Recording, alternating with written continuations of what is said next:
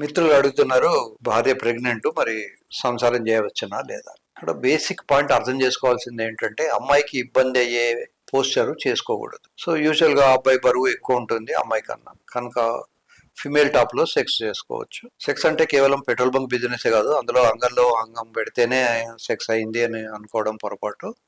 ఒకళ్ళకోళ్ళు తగిలేట్టు కూర్చున్నా, with close without close కూర్చున్నా, అవన్నీ కూడా సెక్స్ లో పార్టే. ఒకవేళ అతనికి బాగా చేయాలని ఉంటే వెజనలో పెట్టినా తప్పులేదు, కానీ ఎక్కువ థర్స్ట్ ఇవ్వకూడదు. తర్వాత ఏ అమ్మాయికి అయితే అంతకుముందు ఏమైనా అబార్షన్ హిస్టరీ అట్లాంటివి ఉంటే అట్లాంటి వాళ్ళతో మాత్రం సెక్స్ చేయకూడదు.